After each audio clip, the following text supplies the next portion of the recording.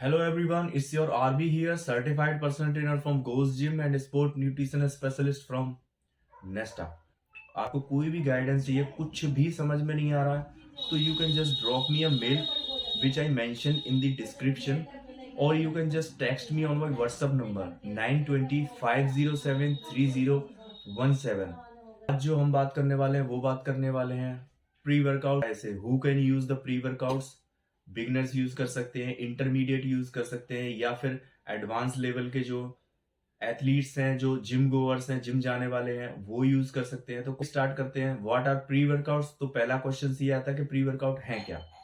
तो pre workouts are the ergogenic substances. से मतलब ये है कि जो परफॉर्मेंस जो इनहेंस करते हैं वो सब्सटेंस हैं, तो वो होते हैं प्री वर्कआउट्स, जिसे आप एक्सरसाइज से पहले यूज करते हो, चाहे आप 20 मिनट पहले, 30 मिनट पहले, आधा घंटा, 45 मिनट पहले।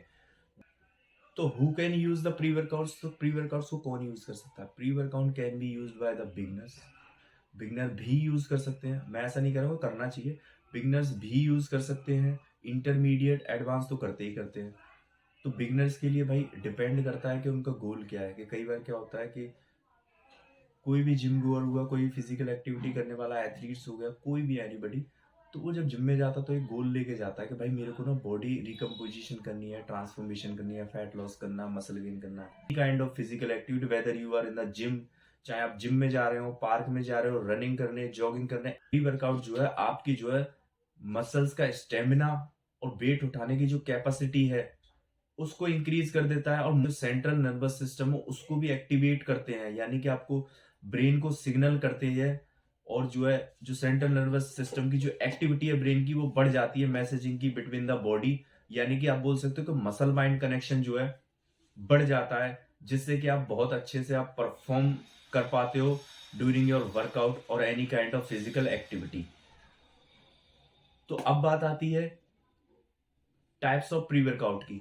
तो मार्केट में जो मोस्टली जो प्री वर्कआउट्स मिलते हैं वो दो टाइप में अवेलेबल होते हैं। वैसे तो काफी टाइप्स में आते हैं, बट जो मोस्टली जो यूज होते हैं वो दो टाइप में आते हैं। एक होता है स्टिमुलेंट प्री वर्कआउट, यानी कि वो प्री वर्कआउट जिसमें कोई ना कोई स्टिमुलेंट होता है। स्टिमुलेंट से मतलब यहाँ पे ये है केमिकल्स और सब्सटेंस जो कि आपके जो ब्रेन की जो एक्टिविटी है उसको बढ़ा देगा, मैसेजिंग जो between your body and the brain, जिसकी वजह से आपको अलर्टनेस आएगी, फोकस आएगी, शार्पनेस रहेगी, बहुत ज्यादा एनर्जी आएगी, आप अवेक हो जाओगे। That is called stimulant. Stimulant commonly जो प्री वर्कआउट्स में देखा जाता है वो है caffeine anhydrous, di caffeine malate, nicotine, और भी बहुत सारे हैं, जैसे आप बोल सकते हो कि अमीठामाइंस एंड मोर। तो ये क्या होता है, अगर ऐसा इंग्रेडिएंट आपके प्री वर्कआउट में है तो आप जो प्री वर्कआउट यूज कर रहे हो वो विथ स्टूमुलेंट प्री वर्कआउट है। यानी कि जो बात आती है वो आती है स्टूमुलेंट फ्री प्री वर्कआउट्स की, यानी कि जिनमें स्टूमुलेंट्स नहीं होते, यानी कि जिन प्री वर्कआउट्स में कैफिन नहीं होता, जो मोस्टली जो है ग्रीन टी एक्सट्रैक्ट नहीं होता, यानी कि कोई भी सोर्स ऑफ कैफिन नहीं होता, निकोटिनिक नहीं होता है, निकोटिन सैरा नाम से भी जानते हैं, निकोटिनिक एसिड होता है, नियासिन वगैरह होता है, ये भी एक टाइप का स्टिमुलेंट आप इसे बोल सकते हो। बाकी अदर जो है एमीठामाइंस हो गया एंड सो ऑन। अगर आपके प्री वर्कआउट में ये चीज नहीं है तो मतलब आपका जो प्री वर्कआउट है वो स्टिमुलेंट फ्री है। अब बात आती है कि बिगिनर के लिए कौन सा प्री वर्कआउट है, इंटरमीडिएट और एडवांस लेवल के लिए।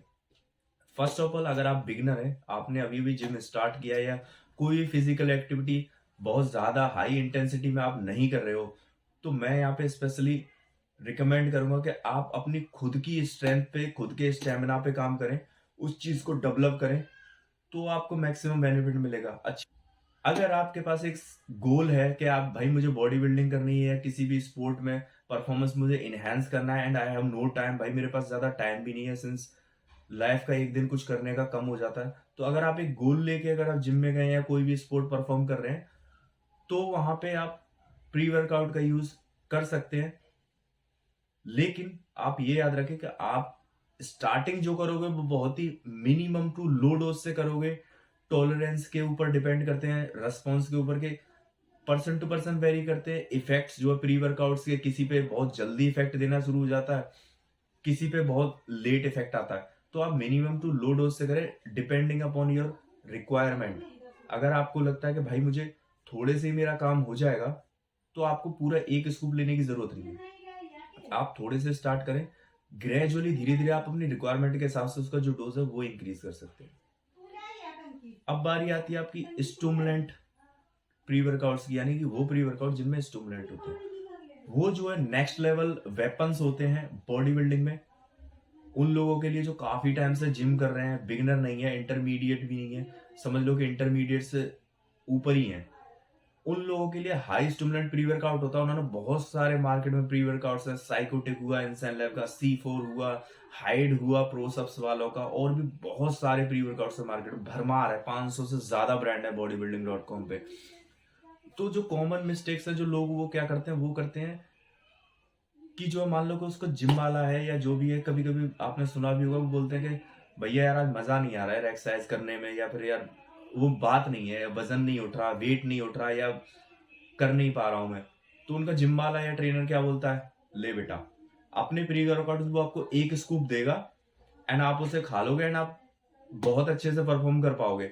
आपको नहीं पता, आपने उसका कंटेंट नहीं देखा, कुछ नहीं देखा, आपने सीधा लिया एंड आपको ये भी नहीं पता कि वो आपकी जरूरत के हिसाब से है या नहीं है, उसके इंग्रेडिएंट क्या है, स्टूमुलेंट फ्री है या फिर विथ स्टूमुलेंट है, आपकी रिक्वायरमेंट क्या है, आपका डोज क्या है, कुछ नहीं देखा, ब्लाइंडली आपने लिया एंड एक स्कूप खा गए आप।